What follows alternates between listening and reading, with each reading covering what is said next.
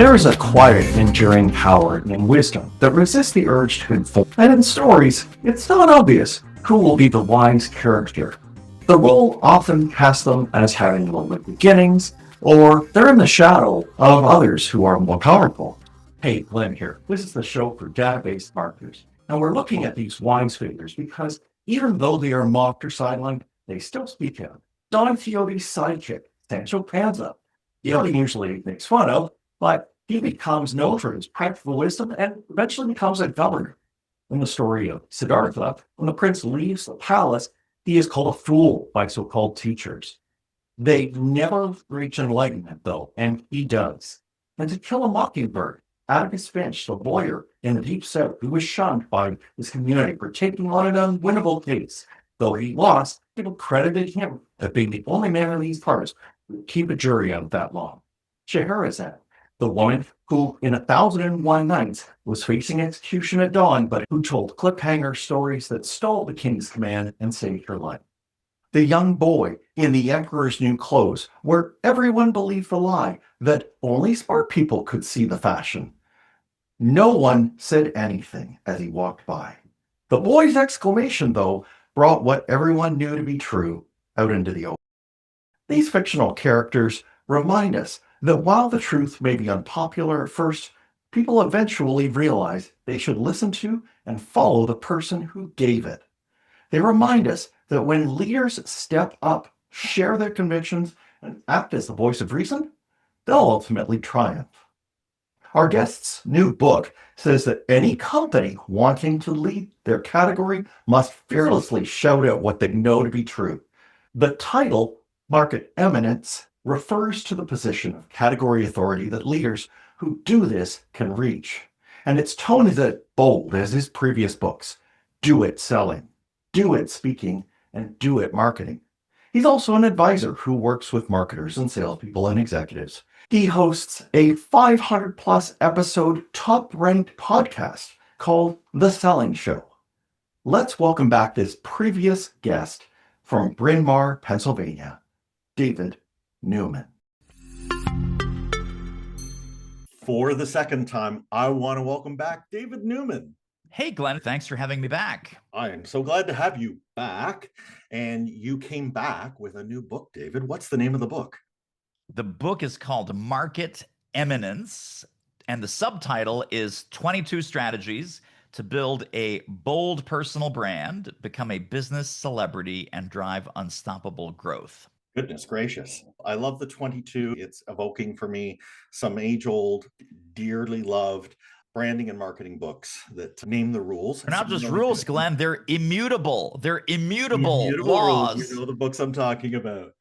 But I am going to point out that you don't start there, David. You start us off in, I think, more of an existential area. The beginning of your book, it reminded me of a poem. It's the Robert Frost poem, The Road Less Traveled. And you kind of grabbed me by the shirt scruffs and said, Glenn, which road are you going to take? Can you please tell us what roads people in marketing have as an option in front of them, or people who are leading a business have in front of them, and which road you want them to take? So thank you for the Robert Frost comparison. That is praise indeed.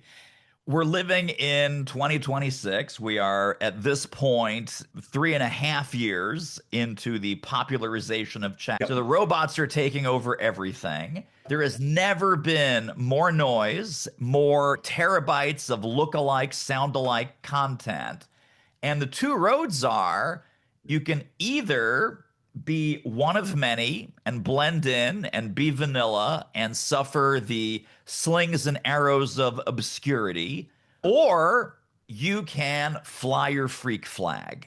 You can be more authentic, more grounded in who you are and what you believe in, and become a visionary, become a futurist, become a trend spotter, and become the lighthouse that your audience, your clients, your prospects, your investors, maybe even your acquirers, media partners, podcast hosts, etc., have been looking for.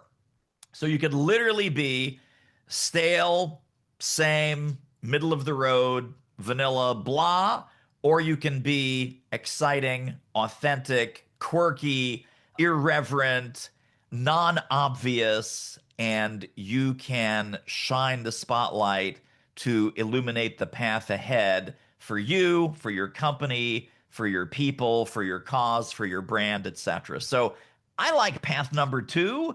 The first part of the book, about the first 30 pages, is the argument against blending in, being safe, and letting AI become your voice and to some extent your brain. There's very little I can add to that. I will pick up on what you said. You used the imagery of a lighthouse and the word illuminate. And if we think about who you're trying to serve, I do think companies and people who work in sales and marketing and growth areas within those companies, I think they should view themselves as serving.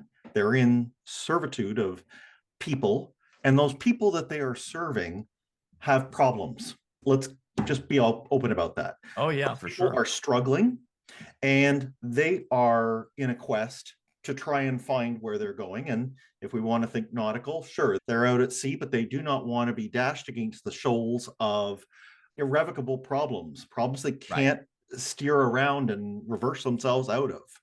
right. And you, because of your expertise, you have the ability to stand firmly on the ground they've personally explored.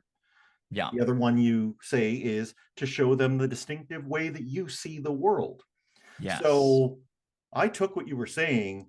You're offering me like a cafeteria choice, but you're also saying to me, Glenn, there's an obligation here. Like, if you mean to be helping those individuals, Yeah, then you have to speak out on what you see and where you are. And if you know the path, you got to tell them. yes. Yeah, totally. 1,000%. So then we get into these 22 principles, which ought to let us very tangibly walk the walk. Yes. And I want to set the stage here because each one of them has, like I was saying before we started recording, you were very economical in how you wrote this book. It doesn't use too many words. In fact, it is simply using only the number of words that it needs. However, Right. that I have to let anybody know who wants to read this, that doesn't mean that you can speed run it. Because what I found was I would get into these principles, and each of them basically covers a double spread on a page. Yes. One half of that double spread is some questions. And those questions are so poignant, I had to stop what I was doing Yeah. and get out a notepad and start answering the questions. Yes. And they're all done that way. So tell me about the method behind that. I think all of us in the marketing and sales world, we stand on the shoulders of giants. And so the problem that I set out to solve is, how do we get noticed? How do we get our products, our services, our company, our personal brand noticed in this hyper noisy world? And for 25 years, really smart, really inspiring people like Seth Godin, for example. Seth Godin said, you know what? You just need to be a purple cow. You need to be, quote unquote, remarkable. You need to be someone who stands out so starkly like a purple cow in a field of brown cows that Right. people cannot help but stop and notice. And that's good advice. And let's put that on the shelf for a quick second. Then we have another huge influencer, a huge thought leader in this area, which is Gary Vaynerchuk. And Gary, for 20 plus years, has been saying, just put out amazing, amazing content. Put out content that is too good to ignore. You got to teach people, inspire people, shake them up, wake them up. Yeah. And He says, with both crush of it these, with content. crush it with your content. Now, neither one of those gentlemen talked about exactly how do you do that. What is the definition? What is the recipe for remarkable content? What kinds of things will stop the scroll and get someone to forward a social post or an email or a blog or a video? What kind of content, Gary V, exactly is amazing and valuable and share worthy? And so all of these labels, right? You got to be remarkable, you got to be amazing, it has to be fantastic.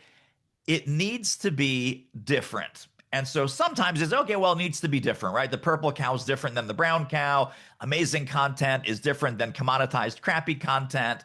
So I decided, okay, I love these two guys. I love their entire body of work. Right. Many other marketers and authors have come before. I need to write the exactly how to playbook of Gotcha. what does it look like? What does it feel like to create visibility and credibility and differentiation in the marketplace so that you do rise head and shoulders above the crowd and that people start to say, man, that guy Glenn, he gets it. There's a lot of other people that might look like they do what Glenn does, but man, Glenn is my guy. I listened to his podcast. I went to his website. I read his latest newsletter. I felt like he was talking to me. So that level of immediacy and value and intimacy and connection, you can only get that if you are being authentically human and if you are sharing content that is shifting beliefs, shifting the way people think about their problem, and giving them tools that they need in an environment of uncertainty and turbulence and craziness. So that's what I mean by lighthouse, right? There's the lighthouse metaphor. And if you're not a lighthouse, I got bad news for the rest of us. The opposite of a lighthouse is a tugboat. And tugboat is where marketing has been for the last 50 years, right? We're huffing, we're puffing, we're pulling. We're like, listen to me, follow me. I have the magic, I've got the mojo. And we are burning tens of thousands of gallons of fuel being a tugboat. Whereas the lighthouse uses no fuel whatsoever. The lighthouse sits on the shore, it illuminates the rocks and it illuminates the safe passage for the little boats to kind of come in, avoid the traps, avoid the pitfalls, avoid the dangers, and navigate to where the lighthouse wants them to go. Yeah, I love safety that. Yeah. and ultimately success. Yeah, the lighthouse anticipated where they were. And if it's, let's say, a barge like that one that got stuck in the Suez Canal a few years ago, the tugboats have to come by later and reactively get it unstuck. And as you said, it's a lot more work. So I think I know which one I'd rather be. Yeah. The nature of doing content that is going to resonate with people. I agree with you that questions are a great way to get down to that. It's only obvious in retrospect, but you can very quickly understand that those questions that you pose have to be there, because until you can articulate what it is, and let's be clear, if you're the founder of a business, you might already be doing it. If you are in a company which had a culture infused in it by a founder, even if they're no longer here, you may also be doing it. But if you don't express it, and you don't express it with that fervor, then the impact on the person hearing it, it might all be for naught. And I'm remembering, and it's been attributed to Maya Angelou, if I see what you do, then I'm understanding at one level. If I see what you have said and I think it through, I may do it at another level. But the deepest level of it all is when what you do for me makes me feel. Yes. Right. I will remember that. The others will be long forgotten. Right.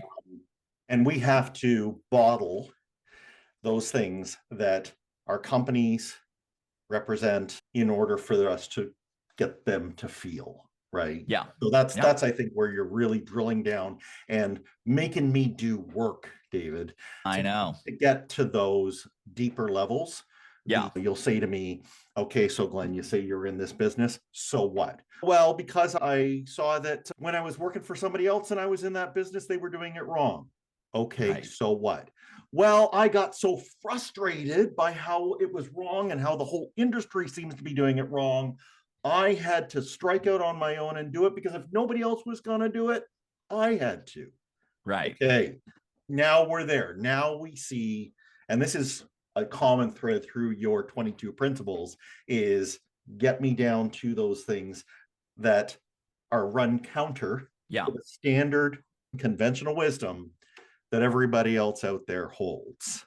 Well, and also let me expand on what you're saying, because what I mentioned a moment ago might seem a little bit ethereal or you can't really get your hands on it, but there are three very specific kinds of ways that the content that I'm recommending these founders and CEOs and executives create is different from the old kind of content. Sure. So, how to content is done. AI can do how to content way better than you or me or anyone else. Unfortunately, like I said a moment ago, there's terabytes and terabytes and zillions of terabytes of AI generated content that's polluting the entire marketing ecosystem. I'll tell you where humans can win, though. The first kind of content you should focus on is not how to content, but it's how to think. How to think is higher level strategic. It's based on insight, it's not based on information. So, how to is based on information. How to think is about reframing situations or problems or challenges, or even based on your experience, your war stories, your battle scars, what you've done, what you've seen, what you've learned through your clients. This is a naturally human type of communication, is how to think. Number two is what to believe, and maybe more importantly, what not to believe.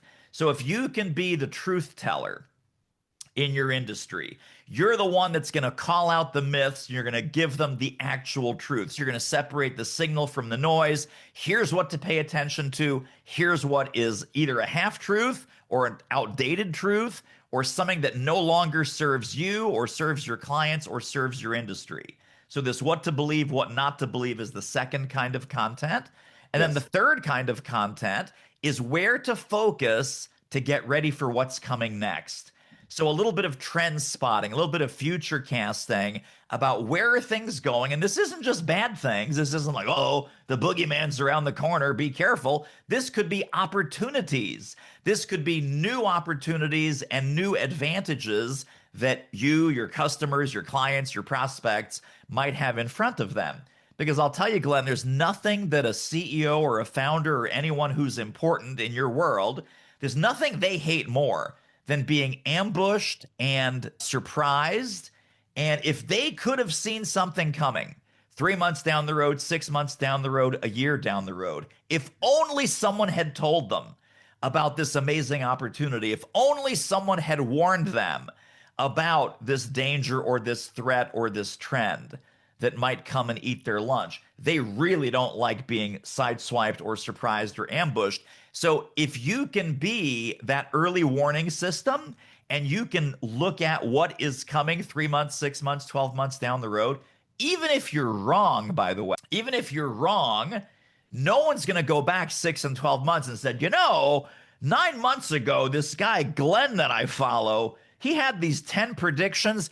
Only 4 of them came true. 6 of them went absolutely nowhere. No one has the time to go back and spot check you 6 months or 12 months later. So if you can be the trend spotter and the future caster, that is also a much more valuable kind of content than just the same kind of, how to boring vanilla content. So those are the big three: how to think, what to believe, and where to focus for what's coming next. Yeah, and this takes temerity to be able to do those things. And yet, I think what helps people understand why they should do what you're encouraging is if they think to, let's say, a conference that they were recently at, or if they think of a blog or other place, maybe a YouTube video, a TED Talk, where they're noticing and really paying attention to something someone has said along any of those 3 lines. Those signature messages that those people give have this element in them. They are a way of looking at the world, and it stands out, not for the sake of standing out, but it stands out because they've tapped into something that deep in our own hearts, we realize they're right, that we were maybe clinging to the scaffolding of an earlier era. And now they're showing us, you know what, that's going to be an anchor for you if you hold on to that too long. You need to make a change now. I like what you said about the 6 months later, because yeah, I think what people normally do is they'll say, okay, I don't know if you were right or not. It's too far back to worry, but you got me really, really exploring. And I went into some recesses in the back of my mind that I hadn't been to in a long time. So that's what people are going to latch onto even more than what you say. And then the other thing in the book that I think the boldness and temerity brings on is I started to resist what you were saying. And I can imagine some leaders are thinking this because classical things like client segmentation teach us that you want to say things that your clients take comfort in, things that your clients will nod and wave if they are, let's say you're in an industry where fees are under price pressure. You want to say things that try and comfort them and let them know, no, don't worry. The value that you get is, the fee is well represented in the value you get. But if you do start to challenge those things, you pointed out, you might start to get different clients. And you need to pay attention. What is it about those other clients that you're getting that you weren't getting? They're coming along with you because of your unconventional take. That's right. Now you start to think, well, wait a minute. Was I just holding on to the price sensitive clients? And do I really need them? Like if I'm paying for the privilege of working for them at the end of the day, maybe I don't need those clients. Maybe I would rather let those sheep-like clients go over to my sheep-like competitors. Right. I will hold on to the clients who see me as truly distinct and would go through the fire with me. I think what you're putting your finger on is when people are exposed to some of these ideas about changing what you're saying, changing who you're appealing to, it can be scary. And I almost always hit some level of resistance, both with entrepreneurs and with executives where we do this. And so I'll give you an example. What I tell people is we're building an electromagnetic fence around your business, around your company. And this is an electromagnetic fence that has a very powerful magnetic force. And of course, it also has the opposite polarity. It has a very powerful repulsive force. And it's going to powerfully, your perfect fit, not just clients, but talent, media, partners, acquirers, investors, all those different stakeholders that you want in your world. It's going to powerfully magnetize them in. And it's going to repel the bad fits. In other words, it's going to turn some people off. It's going to piss some people off. It's going to irritate some people. You will start getting some hate mail. And you're telling me if I do that, I'm on the right track. Well, exactly right. But I look around the room and I see these kind of like terrified faces. Right. And they go, yeah, that part about the hate mail, that part about some people are going to be pissed off and upset with us. Yeah, David, maybe we should just stop right here. Thanks for coming in, and here's your check. And I say, no, hold on. I said, you are hitting the resistance point that about 99.9% of my clients hit. And I say, let's be very clear about this magic electromagnetic fence. I want you to tell me about the nightmare clients that you've had, or even the nightmare employees, or the worst possible kinds of investors that you would never want to come in and give money to your company. I said, we're going to make a list.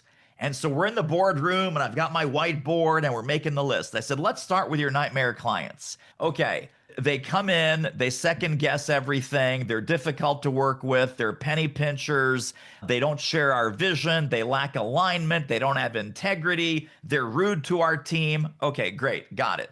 Have you ever had a nightmare employee that you wish you'd never hired? Oh my gosh, David, have we ever? I said, tell me about them. They come in late. They leave early. They're not bought in. They do the minimum. They're just here for the paycheck. They don't care about the work. They're not quality minded. Great. I just make a huge long list, like 8, 10, 12 things. And I say, let me repeat what I said a moment ago. Electromagnetic fence. Pull in all of the best fits. Everyone gets very excited and happy about that. And I said, the only people that we're repelling is these people here that are on the whiteboard. that you would never have to encounter That's these right. kinds of clients, these kinds of employees, these kinds of investors. And I look around the room, Glenn, and I see their shoulders soften, and I Right. see they sort of lean forward and they're looking lovingly at my whiteboard. And I say, "How does that make you feel?" And they go, Right. "That would be great." And I Right. say, "I know. Welcome to Market Eminence. That's who we're keeping out." Do you stare at your marketing analytics but get stuck on what to do differently? That's why I am hosting a free analytics clinic this June. I'm looking for up to 3 volunteers for a special live audit session. All of us will screen share our platforms, playing cards face up, and we'll dig into what the data is and isn't telling us. Yes, we'll get a personalized, real-time picture of how to make measurement and marketing better. But this session won't just help these 3 guests. It'll be released as a public Funnel Reboot episode because there are many marketers who suffer in silence over their analytics, and they deserve to know how these problems can be fixed. Of course, any private details will be edited out. You get to say what makes it to air. So if you want to have an interactive marketing audit and do a public service to your peers this June, go to the Get in Touch page at funnelreboot.com. I'll be getting the applications in by May 20th, and then I will contact people between May 27th and June 4th to record the show. Let's get back to the show. The idea dawns on people that instead of having to go through those grueling nightmares, that there is a selection process which could weed them out before we even get together. So Exactly. let's do it at the front end, please. Exactly right. And you're absolutely right. All it takes is us letting go of things like I find top line numbers very useless.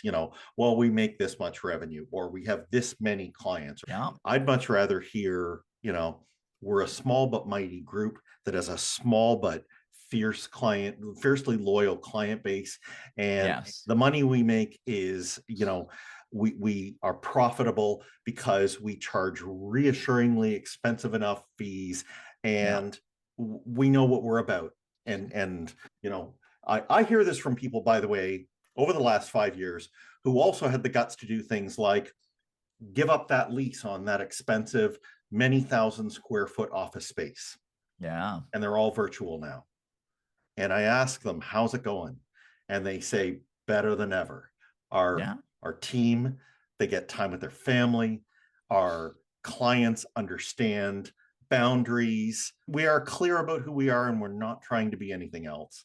That's and right. That's the kind of thing that I think you are tapping into with the principles and the rules. Another part of it is, though, we realize everybody, especially out in our marketplaces, is very busy. Their attention is being attacked from all sides.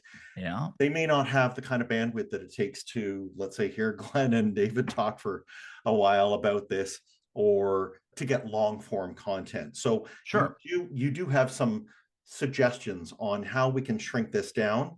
And there's a beauty here that some of these techniques that you mentioned, when you said them in the book to me, I thought, this is great, because if the founder does the homework of shrinking these things down, they also can have disciples inside of their business, or even one thing we'll get to, which is brand friends, who can share these things. So tell me some of the practical ways we can crunch down these large counter statements or declarations that we have so that they can get spread.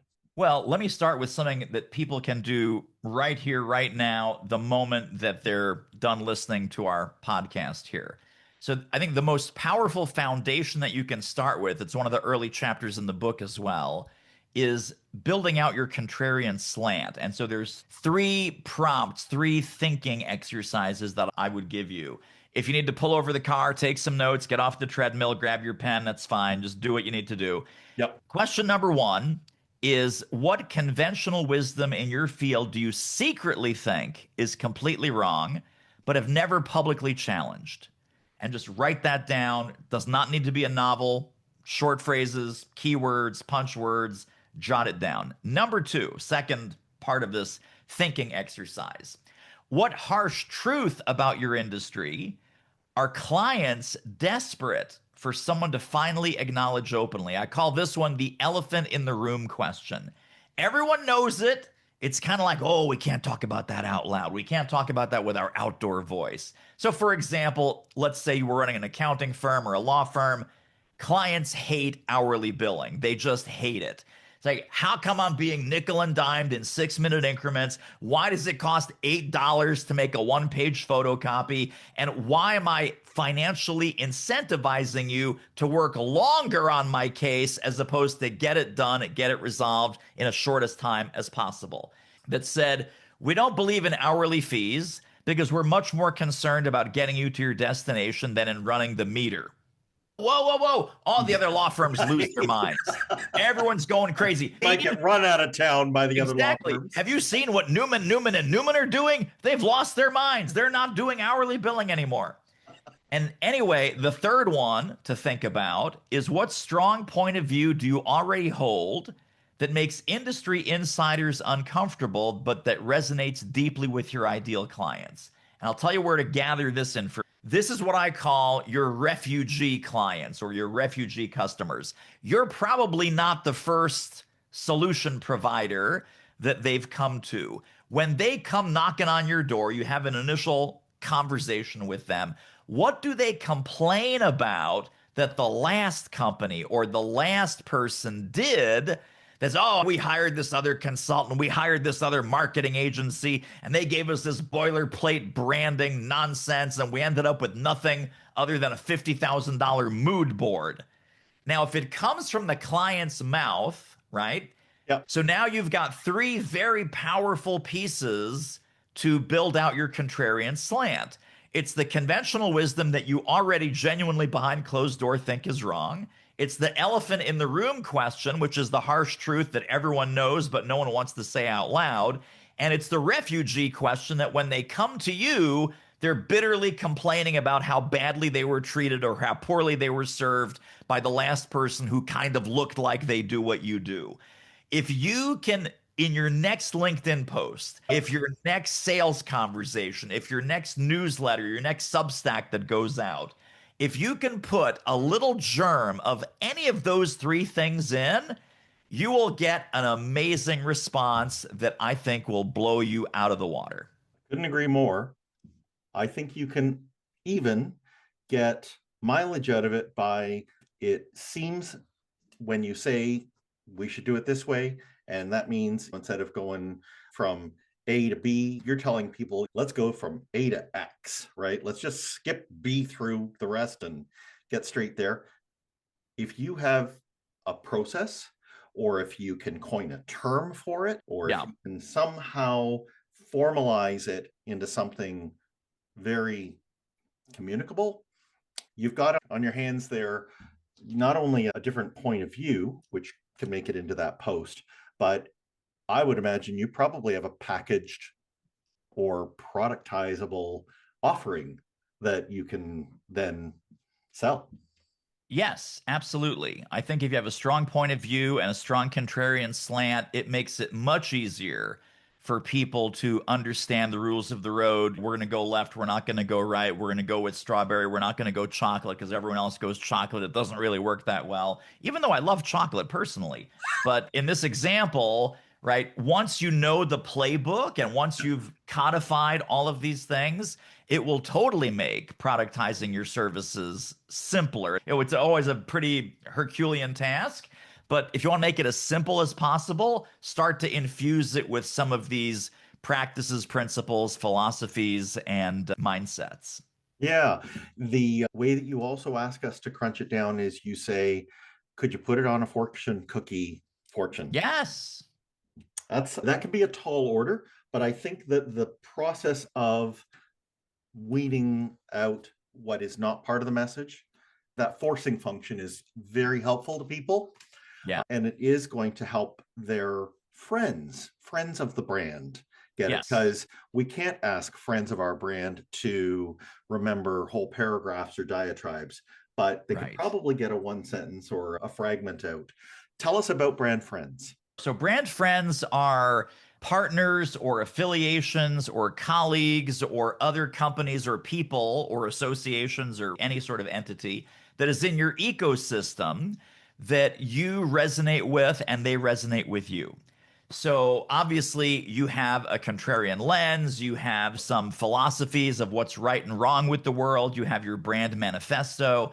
Finding fellow travelers who are aligned with those beliefs, with those practices, with those philosophies is a very, very powerful way to go to, where you can have partnerships, you can have all sorts of different, it could be joint ventures, it could be cross promotion, it could be actually literally creating a product together, it could be a distribution partnership, it could be all kinds of different things. But building out this ecosystem of like minded companies, like minded professionals, number one, you're not doing this alone. And number two, you are activating this groundswell of people that are in alignment with your beliefs, with your values, with your value proposition, and are much more likely to buy from you and buy from your partner. And it's also a way to expose your audiences to each other. So, Right. literally, if you were to do a joint event, a joint webinar, if you were to appear on each other's podcasts, like the way Glenn and I are doing right now, I'm exposing my audience to Glenn, who's a fantastic podcast host. By my being a guest on this show, Glenn is also sharing his audience with me. So you can see where this goes if you multiply this with 5 partnerships, 10 partnerships, 15 partnerships. It could be channel partners, it could be distribution partners, it could be product or service co-creation partners, it could be referral partners, it could be strategic introductions, it could be co-host events, it could be all kinds of things. And I don't recommend that you do this willy-nilly. I think this is a very carefully curated group Yeah. that you're truly in sync with each other's values. You probably have an adjacent product or service, not a directly competitive Yes. product or service. And this whole concept of ecosystem marketing, if you look on Amazon or your favorite bookstore and you look up the word ecosystem, it's not just in nature that we have ecosystems. This is a very powerful concept in today's modern marketing, which is tap into the ecosystem where you already have some clients and prospects in common, and then you're using your partners and your partners are using you to amplify and magnify your presence, and also amplify and magnify the value that you can deliver into your ecosystem. Yeah. And again, I think whiteboards and charting out who they might be is a great exercise. The carrying out your convictions may cause you to realize, though, that the groups that you can use in this ecosystem are not who you might think. The quick example that comes to my mind is when I first started my career, I joined a industry which had been around since the 19th century. Yeah. And boy, did it feel like it.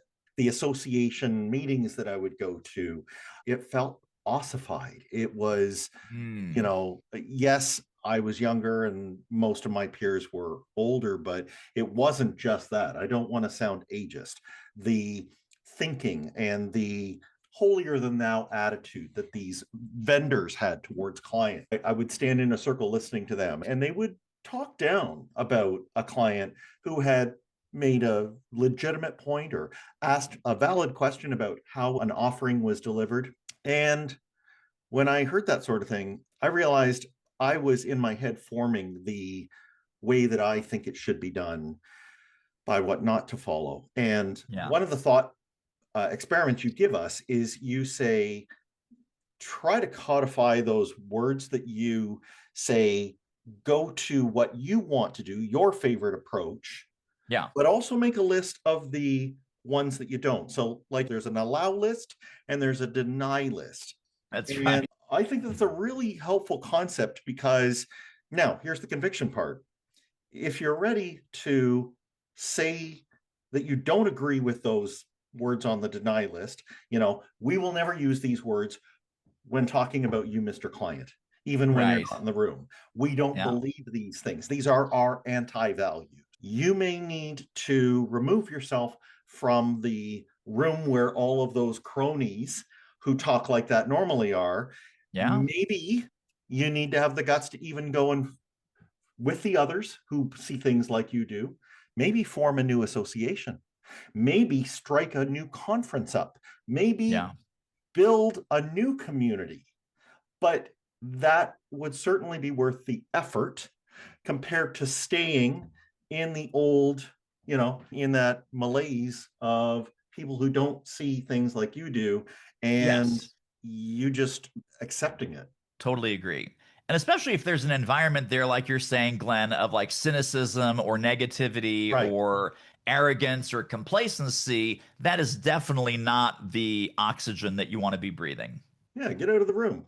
And your views will need to evolve. You also encourage us, be ready. And I kind of find this, at least in the 2020s where we find ourselves, this is not like a generational thing. This is every few years. You need to be prepared to morph your views Yes. and Yeah. tell people where you are. And I think the value there, because again, the resistance comes up, the resistance is, well, wait a minute, doesn't that mean I'm admitting I was wrong? Yeah. I think instead what you're doing is you're endearing yourself to your audience, because if you're on a quest to learn, you should be progressing. There should be things in your past that you are looking back on and go, that's what I thought then. That was then, Yeah. this is now. And they want to follow that path. They see you over time. Make no mistake, people are watching us over time. Yeah. And if we are doing what you're saying and maybe cracking open your book regularly and answering those questions, we shouldn't be freaking out if our answers change with time. Yes. I would actually go even one step further, Glenn, and say I'd be a little bit concerned if they're not changing over time. Yeah. Or there's parts where you say, I'm ready to go this far. I mean, you talk about sustainable, right? So sustainable, I don't think means always burning the boats and saying, I'm going to this hill and I'm prepared to die on this hill. Right. Sometimes you need to say, right now, I have one foot in this camp. I am weighing this. I think if we stay where we are, we'll be in danger, but I'm not quite sure. But here's how it looks to me right now. Yeah. And then if we're going to carry those convictions out, you give us a practical trio of activities that we should look to use to spread our ideas. You mentioned Yes. speaking, publishing, and what's your favorite one? Podcasting. Podcast. Speaking, publishing, Oh, and getting meta podcasting. again. That's right. What is the magic in those three? And it sounds like 3 times the work, David, is it? So once you've done all this great work on differentiation, positioning, thinking through all the strategy, you need an amplifier, right? An amplifier and a magnifier that will radiate this new level of market eminence in front of the people that you want it to reach. So staying quiet, staying home, and just doing this within the four walls of your company or your agency or your organization is not. Yeah. So speaking is great. And when I say speaking, I'm putting speaking in a pretty big box. It's speaking at events. It's also speaking online, speaking offline. Your YouTube channel is a speaking strategy. Your live streaming is a speaking strategy. Yes, of course, in person, your own events, association events, corporate events, industry events, those are all speaking as well. Speaking is great because speaking is an amplifier. It's one-to-many prospecting, one-to-many sales, one-to-many message dissemination, and speaking both online and offline builds your visibility. Publishing is the second one. I don't mean publishing a book, but I mean publishing content regularly. So Yep. publishing on LinkedIn, publishing your newsletter, publishing an email, publishing on social, publishing a blog, etc. Publishing is great because it puts concrete assets into the hands of your stakeholders that they can look at that and they go, so that's how Glenn thinks, right? That's, it's a little piece of value or insight or a mind spark that they hadn't considered before. And so publishing builds your credibility. And then finally, the reason podcast guesting, and again, we can start with podcast guesting. Eventually, for Sure. some people, it might make sense to host the podcast, but guesting is the easy one. That is where you're borrowing other people's audiences. So if you have a strategic podcast guesting strategy, then it is very easy to amplify and magnify beyond your own audience other people who are in alignment with your target market, bring new people into the fold. So if you take those three together, the reason they work so well together is speaking increases your visibility, publishing increases your credibility, and podcasting increases your shareability. And on top of that, let's take a second to acknowledge for people who, like you said, stay in their own four walls, they should be okay with something that digital in particular has brought to us, which is this notion of if you are speaking to a wider audience than, let's say, your handful of staff in the lunchroom at work. Yeah. If you are ready to speak on a podcast or from a stage, you're going to find this thing called parasocial relationships, where the people who are listening to you attach themselves not only to your point of view, but also to you. And that can have some halo effect on your brand and your company. Even let's say that you are a executive within your company, it is a halo that you can even transition with you beyond working at that one company. The ultimate portable asset is that when you become the face and the voice of your brand, you could go into the next chapter of your professional adventure, whatever that is. It could be you're the CEO of one company, you want to jump over to be the CEO of another company. It could be that you're the CEO of a company and you're ready to retire and you want to be a speaker, podcaster, thought leader of some kind. And that also is portable based on your work in all of these areas. And I also want to share the big pushback I get with entrepreneurial companies is, David, if I become the face and the voice of my brand, this company will be unsellable, right? I will never be able to exit. I am building myself a trap. And this goes to what you were saying earlier in our interview, Glenn, that if you propagate this level of thinking where, yes, it's initially led by the CEO, the founder, the face, the voice, the originator of this, but if it truly becomes the DNA of the company, and then everyone in the executive suite, everyone on the front line embodies those philosophies, practices, and principles, you then become a much more desirable asset to acquire. Because think about it, an acquirer wants a standout company. They want the market leader. They don't want the same old lame-o vanilla blend-in commoditized company. They want the company who is making a splash in the industry. Or I'll say they might send their bean counters over if you are that beige company, and the offer that you will get will be exactly what your multiple dictates. Yes. But if your company acts differently, thinks differently, talks differently, then now we're talking very large premium. Yes, exactly. And even if you don't want an acquisition, let's say it's succession. Wouldn't you like to think that the DNA of what you founded this thing for in the first place is stitched into how it's going to be running years from now? Yes, absolutely. Like all the reasons.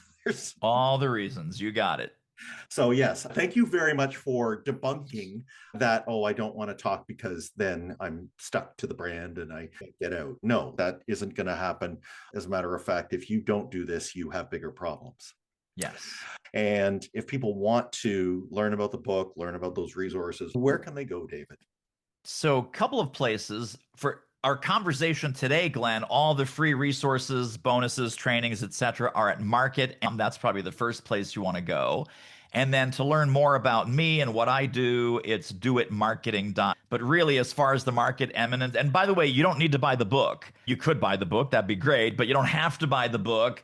The resources, downloads, and companion tools might stand you in good stead. And again, those are at Market. Amazing. Thanks again for coming on the show, David. So great to be here, Glenn. Thanks for having me. Thanks again for listening to the end. You should take what David said, let it give you better insight into your market so that you can make your marketing even better. Thanks for listening. Follow the show on Twitter @Funnel Reboot. If you like what you have heard today, please consider leaving a review wherever you get your podcasts.